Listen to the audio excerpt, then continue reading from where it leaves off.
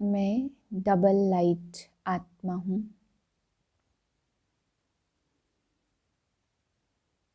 मन बुद्धि से भी हल्कापन अनुभव करें और ज्योतिर्बिंदु आत्मा का प्रकाश चारों ओर फैल रहा है। मैं आत्मा तन से और मन से लाइट स्वरूप हूँ।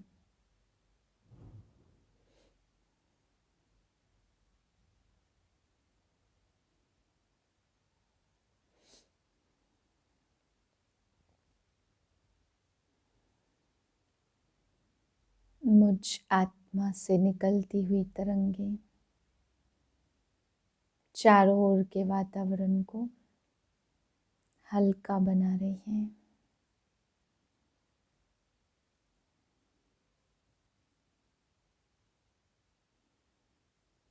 पावरफुल वायुमंडल बन रहा है।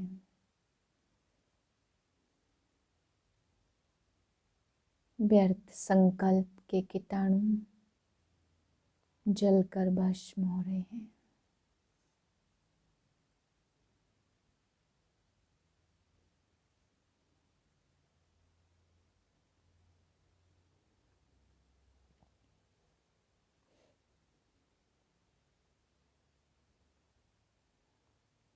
इसी स्थिति में आज के महावाक्य सुनते हैं।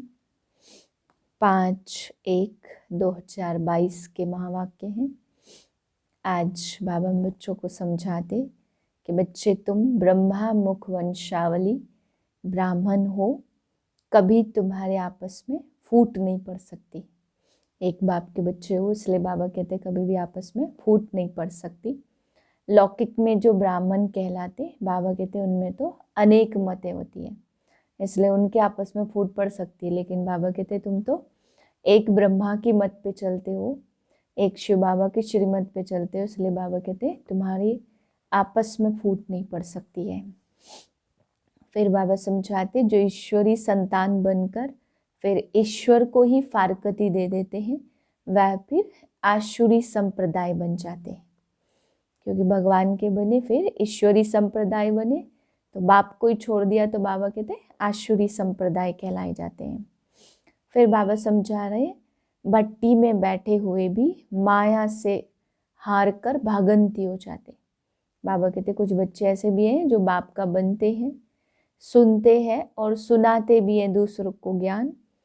बाप का बनंती कथंती सुनावंती और फिर भागंती भी हो जाते हैं। बाबा कहते माया ऐसी है जो भट्टी में बैठे हुए को भी भागंती कर देती है। फिर बाबा समझा रहे पढ़ाई छोड़ी तो समझ लो बाप को ही छोड़ दिया। स्टूडेंट नहीं तो बाबा कहते हैं बच्चे भी नहीं, तो बाप को छोड़ा गोया वर्षा गवाया। बाबा आज कह रहे अगर बच्चे बने और पढ़ाई छोड़ दी तो बाप के स्टूडेंट नहीं हो तो इसका मतलब बच्चे भी नहीं है, और बच्चे नहीं है तो फिर वर्षा भी गवा देते हैं। फिर बाबा समझा रहे यह विनाश तो जरूर होना है, इसमें तो खुश होना चाहिए कि स्वर्ग के गेट खुल रहे हैं। मीठे बच्चे तुम्हें अभी नया जीवन मिला है, पुराना जीवन बदल गया है क्योंकि तुम अब ईश्वरीय संतान बने हो। तुम्हारी प्रीत एक बाप से है। प्रश्न है ब्राह्मण जो देवता बनने वाले हैं उनकी मुख्य निशानी क्या होगी? उत्तर है वह ब्रह्मा की मुख वंशावली ब्राह्मण सभी एक मत वाले होंगे, उनमें कभी भी मतभेद नहीं हो सकता, आपस में फूट नहीं पड़ सकती।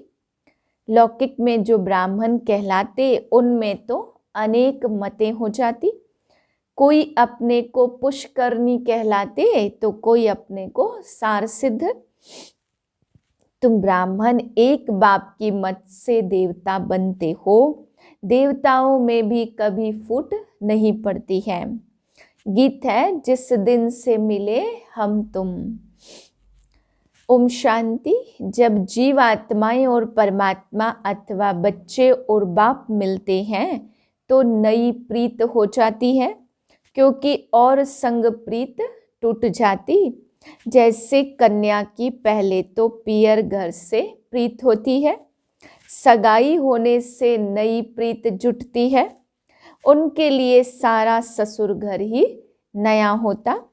नई दुनिया की नई प्रीत जुटती तो सारे नए परिवार से प्रीत जुट जाती है। अब गायन भी है, आत्माएं परमात्मा अलग रहे बहुकाल। यह सुंदर मेला है नया, यह घर नया है, यह संबंध नया है। तुम जानते हो हम हैं ब्रह्मा कुमार और ब्रह्मा कुमारियाँ। शूद्र कुमार और कुमारियाँ अब नहीं है। ब्रह्मा और ब्रह्मा कुमार कुमारियों का आपस में कितना लव है, क्योंकि यह हो गए ईश्वरीय संतान। ईश्वर तो है निराकार, उनके साथ लव तो साकार में चाहिए ना। निराकार को कैसे लव करेंगे? आत्मा शरीर से अलग हो जाती है तो लव नहीं होता। आत्मा और परमात्मा जब साकार में मिले तब लव हो। निराकार रूप में भल गाते रहते, तुम मात पिता हम बालक तेरे। तुम आओ तो तुम्हारी कृपा से हमको सुख घनेरे मिले। पतित पावन आओ गाते हैं ना, बरोबर भारत महान था तो अथाह सुख था। उसका नाम ही था सुख धाम और यह है दुख धाम। और जहाँ आत्माएं रहती हैं वह है शांति धाम। वहाँ तो आत्माएं पवित्र ही रहती, अपवित्र कोई आत्मा रह नहीं सकती। तुमको अब बाप मिला है तो नया जीवन मिला है। पुराना जीवन बदल अब नया जीवन बना रहे हैं। अपने बाप से बेहद सुख का वर्षा ले रहे हैं। सुख घनेरे भारत में ही होते हैं स्वर्ग में, और शांति घनेरी होती है निर्वाण धाम में। जहाँ तुम्हारा अपना घर है तो समझाना चाहिए हम आत्माएं शांति धाम की रहने वाली हैं। बाप भी वहाँ का रहने वाला है। वह हमारे मुआफिक जन्म मरण के चक्र में नहीं आते। है वह भी आत्मा परंतु परमात्मा है, परम धाम में रहने वाले हैं। जब बाप आते हैं तो नई बातें फिर से सुनाते। मनुष्य इस ड्रामा को जान जाए तो बोले हम जो कदम उठाते सेकंड बाय सेकंड नया है। बेहद का ड्रामा फिरता रहता तो बाप आकर नई बातें सुनाते। तुम बच्चों को त्रिकालदर्शी त्रिनेत्री बना रहा हूँ। बाप ब्रह्मांड का मालिक है तो त्रिलोकी का भी मालिक है ना, क्योंकि तीनों ही लोकों की नॉलेज देते हैं। तुम त्रिलोकी के मालिक नहीं बनते हो, तुम विश्व के मालिक महाराजा महारानी बनते। त्रिलोकी अर्थात तीनों लोकों को जाना जाता है। मालिक तो एक लोक स्वर्ग का बनते हो, तो यह है नई नई बातें। बाबा के बच्चे बनते ही हैं वर्षा लेने के लिए। कोई को भी यह समझाना बड़ा सहज है। पूछो भगवान से तुम्हारा क्या संबंध है? भगवान तो है स्वर्ग का रचयिता, मात पिता है। भगवान को कभी नरक अथवा दुख धाम का रचयिता नहीं कहेंगे। परमपिता परमात्मा ब्रह्मा द्वारा स्वर्ग की स्थापना करते हैं। जरूर नई दुनिया स्वर्ग ही रचेंगे ना। परमात्मा ब्रह्मा द्वारा पहले ब्राह्मण रचते, उनको राजयोग सिखलाते, जो फिर ब्राह्मण से देवता बनते हैं। तो ब्रह्मा द्वारा ब्राह्मण और फिर विष्णु द्वारा दैवी धर्म होगा। इस समय तुम ब्राह्मण बनकर फिर क्षत्रिय बनते हो, विष्णु धर्म में जाते हो। अभी ईश्वरीय धर्म अथवा ब्राह्मण धर्म में आए हो और फिर भविष्य दैवी धर्म में जाएंगे। ब्राह्मण धर्म भी चाहिए ना। प्रजापिता ब्रह्मा द्वारा मुख वंशावली ब्राह्मण रचे, वह ठहरे बच्चे। सन्यासी भी मुख से रचते हैं, परंतु वह बच्चे नहीं रचते, वह फॉलोअर्स रचते हैं। उनको वंश नहीं कहा जाता, मुख से कहते तुम हमारे फॉलोअर्स हो। वंश को तो वर्षा मिले, यह तो तुम बच्चे जानते हो। दिन प्रतिदिन ब्रह्मा मुख वंशावली की वृद्धि होती जाएगी। बीके बहुत होते जाएंगे। जितने देवताएं बनने होंगे उतने ब्राह्मण जरूर बनेंगे। परमपिता परमात्मा ब्रह्मा द्वारा मनुष्यों को ब्राह्मण सो देवता बनाते तो जरूर स्वर्ग के मालिक होंगे ना। उनके लिए ही गायन है, मनुष्य से देवता किए। तो यह बाबा आकर नई नई बातें सुनाते। नई दुनिया के लिए नई बातें होने के कारण शास्त्रों में कहाँ भी यह बातें नहीं है, इसलिए मनुष्य मूझते हैं। तुम्हारा यह है ईश्वरीय संप्रदाय, परंतु जो ईश्वरी संतान बनकर फिर ईश्वर को फारकती दे देते, वह फिर आसुरी संप्रदाय बन पड़ते। एक बारी मम्मा बाबा कहा ज्ञान सुना तो उनको वर्षा जरूर मिलेगा। मम्मा बाबा कहते रहते, लिखते भी है पिताश्री मातेश्वरी, प्रजापिता ब्रह्मा तो मशहूर है ना। शिव बाबा भी नामी ग्रामी है। आत्मा कहती है गॉडफादर, बाप कहते मैं पहले पहले प्रजापिता ब्रह्मा को एडॉप्ट करता हूँ। यह ब्रह्मा की एडॉप्शन सब ब्राह्मण है, तो नई रचना हुई ना। जरूर बहुत होंगे, इतने सब विश्व से थोड़े पैदा हो सकते। गाया भी जाता प्रजापिता ब्रह्मा और जगदम्बा, यहाँ तो एक ही को बहुत फीचर्स में बना देते हैं। यहाँ बहुतों के नाम राधे कृष्ण है, परंतु समझते थोड़े ही हैं। राधे कृष्ण तो स्वर्ग के फर्स्ट प्रिंसेज का नाम है। हम तो पतित हैं, हम कैसे यह नाम रख सकते हैं। तो शिव बाबा यह नई नई बातें सुनाते। नई दुनिया के लिए यह नई बातें नया ज्ञान है। बाप कहते हमने ही कल्प पहले भी नई बातें सुनाई थी, अब फिर सुना रहे हैं, तुम अभी सुन रहे हो। तुम देवी देवता बन जाएंगे तो फिर यह ज्ञान खलास हो जाएगा। इतनी ऊंची चढ़ाई है, यह भी गाया हुआ है आश्चर्यवत, अपने बाप के बनंती सुनंती औरों को सुनावंती, अहो मम्माया भागंती हो जाते। बहुत आते और जाते रहेंगे, नथिंग न्यू। ड्रामा में नूंद है, खुद भी समझ सकते हैं इस हालत में क्या पद होगा। अपने लिए व अपने संबंधी आदि के लिए कोई पूछे तो बाबा बता सकते। करते हैं कि सृष्टि पर शांति कैसे स्थापन हो, या आपस में मिलकर एक कैसे हो। एक तो हो न सके। रिलीजियस हेड की कॉन्फ्रेंस है, परंतु उनको पता नहीं कि धर्म नंबरवार कैसे हैं। पहला नंबर धर्म कौन सा है। रिलीजियस हेड्स माना जिसने धर्म स्थापन किया वह हेड्स आए। जैसे चीफ मिनिस्टर की कॉन्फ्रेंस होती तो उसमें कलेक्टर व जज आदि आ नहीं सकते।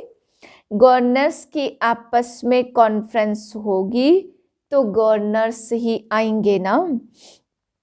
हाँ करके गवर्नर अपने प्राइवेट सेक्रेटरी आदि को साथ ले आए। विचार करना चाहिए कि यह सब धर्म नंबरवार कैसे स्थापन होते। सबसे बड़ा धर्म कौन सा है? आदि सनातन देवता धर्म था। उस धर्म का हेड कहाँ है? वह धर्म किसने स्थापन किया? कृष्ण तो अभी है नहीं, नहीं तो फिर कृष्ण को मानने वाले चाहिए ना। वह है वल्लभाचारी, तो जरूर हमारा देवी देवता धर्म था।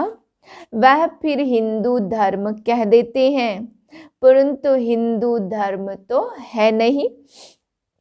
देवता धर्म का भी अभी कोई है नहीं, तो धर्मों के हेड्स आने चाहिए ना।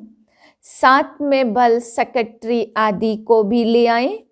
मुख्य धर्म तो है ही 4, उनके हेड्स चाहिए। देवी देवता का हेड कौन है? गाते तो हैं गॉडेस ऑफ नॉलेज सरस्वती। वह भी समझेंगे ब्रह्मा से ब्राह्मण धर्म हुआ, परंतु यह नहीं जानते कि यह ब्राह्मणों को कैसे पढ़ाकर देवता बनाते। वह ब्राह्मण लोग भी कहते हम ब्रह्मा की संतान हैं, परंतु कैसे पैदा हुए यह नहीं जानते। फिर ब्राह्मणों में कोई पुष्करणी, कोई सार सिद्ध और कोई कैसे है। यहाँ तो ब्रह्मा के बच्चे ब्राह्मण ही ब्राह्मण हैं और कोई फूट इनमें पड़ती नहीं है। दूसरे ब्राह्मणों में फूट पड़ती, इनमें नहीं, ना कभी देवताओं में फूट पड़ सकती। तो बाप तुम्हें नई नई बात समझाते, मतभेद फूट में कितना नुकसान हो जाता है। नॉलेज देते हैं नई प्रकार की, सारे सृष्टि चक्र की नॉलेज देते जो धारण करनी है। ऐसा जो बाप टीचर गुरु उनको फारकती देकर पढ़ाई थोड़ी छोड़ देनी चाहिए। पढ़ाई छोड़ी गोया बाप को छोड़ा।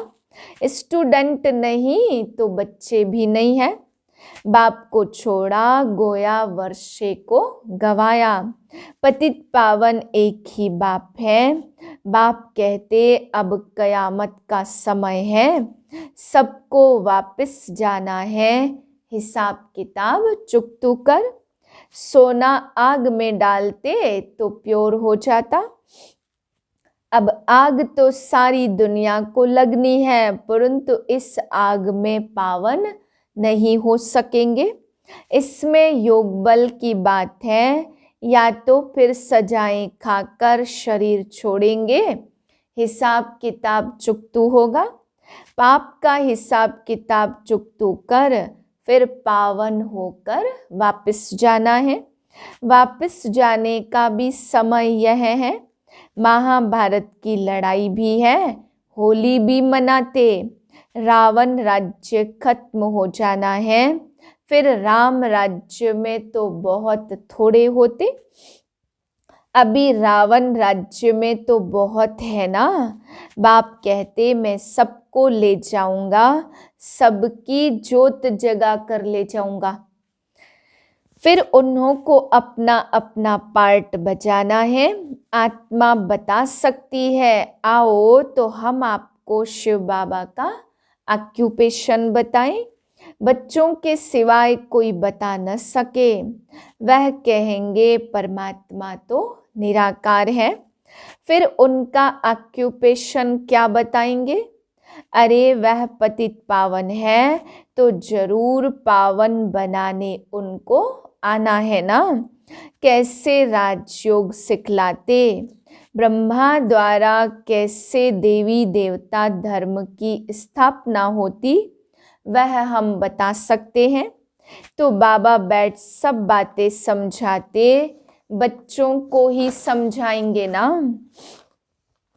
कल्प पहले जिन्होंने पढ़ा है वह पढ़ते हैं, नहीं पढ़ सकते तो भागंती हो जाते। नई बात नहीं है, फिर भी बाबा का हमेशा बच्चों पर लव रहता। बेचारा फिर भी आकर बाप से पूरा वर्षा ले, परंतु तकदीर में नहीं होगा तो क्या कर सकते। बाप का तो लव है ना, क्योंकि भक्ति मार्ग में भी बाप को बहुत याद करते हैं। जो भी देवता धर्म वाले होंगे वह जरूर याद करते होंगे। आधा कल्प खूब याद करते हैं। आत्मा ने सुख पाया है तो दुख में बाप को याद करेगी ना। वह जास्ती भक्ति कर पुजारी से फिर पूज्य बनते हैं।